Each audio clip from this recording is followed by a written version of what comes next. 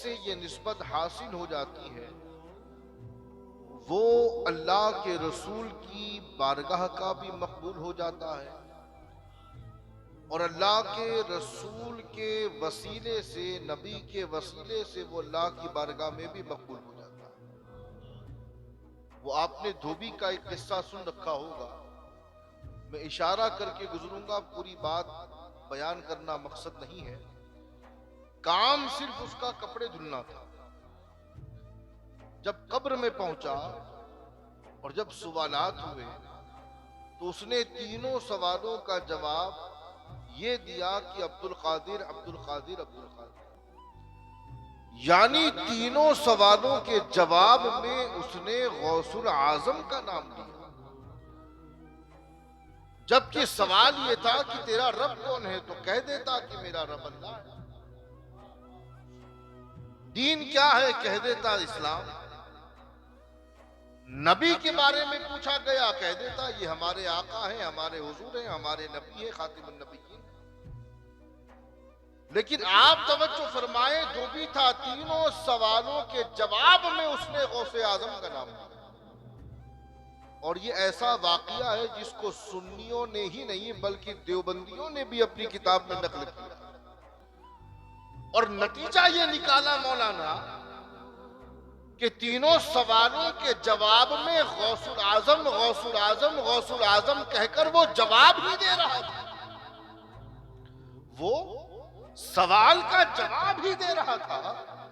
वो इस अंदाज में कि जब फरिश्तों ने पूछा कि तेरा रब कौन है, तो वो कह रहा था जो अब्दुल कादिर का रब है वही मेरा रब। भाई तेरा दीन क्या है?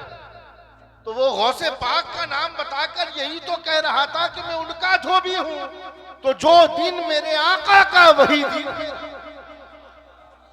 और नबी के बारे में क्या कहता था? अब्दुल कादिर। इशारा क्या कर रहा है? फरिश्तों मुझसे ना पूछो, मैं तो अब्दुल कादिर का धोबी हूं। जो हुजूर के बारे में उनका अकीदा है वही मेरा। तो निस्बत वो शय है जो दुनिया में भी कामयाबी देती है, कब्र में भी काम आती है और हश्र के मैदान में भी इंशाअल्लाह तबारक व तआला काम आएगी। लेकिन ये बात काबिल अफसोस है अहले डीसा के लिए, अर्ज करता चलूं कि हमारे कादरी बिरादरान जो है वो निस्बत लगाते ही नहीं अपने आप। आप देखिए, आप यूपी चले जाएं, हिंदुस्तान के किसी भी खित्ते में चले जाएं, अगर कोई रज़वी है तो वो नाम के आगे रज़वी लगाता है बड़े फख्र से। अगर कोई चिश्ती है तो बड़े फख्र से अपने नाम के आगे चिश्ती लगाता है।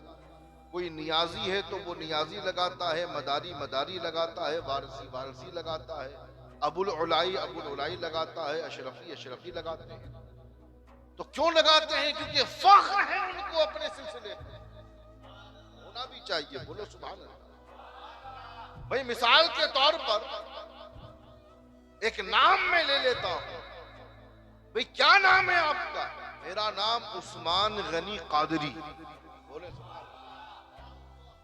तो सुनने वाला ये समझ गया कि पक्का सुन्नी, और सुन्नी तो है ही है ये, लेकिन इसके हाथ में गौसे आजम का दामन।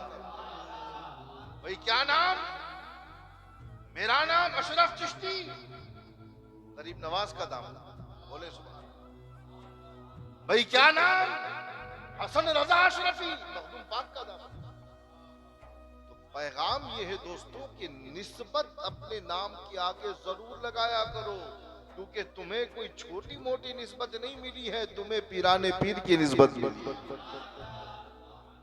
और याद रखो, बारगाह रसूल में भी निस्बत से पहचाने जाओगे।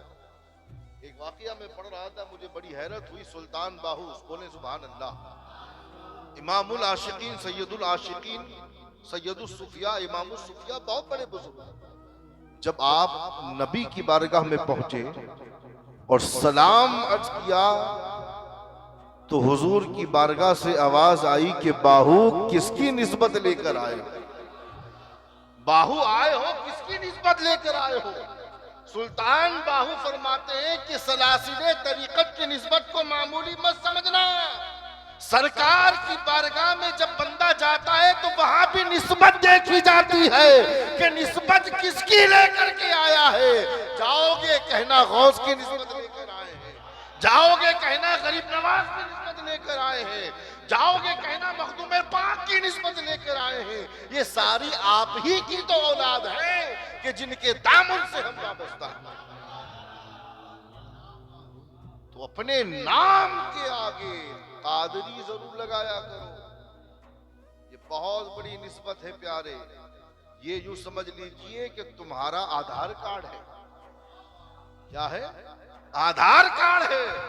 कहीं भी खड़े रहो फख्र से कहो कि मैं कादरी हूं। और जो जिस निस्बत से वाबस्ता है वो उस निस्बत को लगा। निस्बतों का लिहाज करो, निस्बतों की कद्र करो और निस्बतों पे फख्र करो।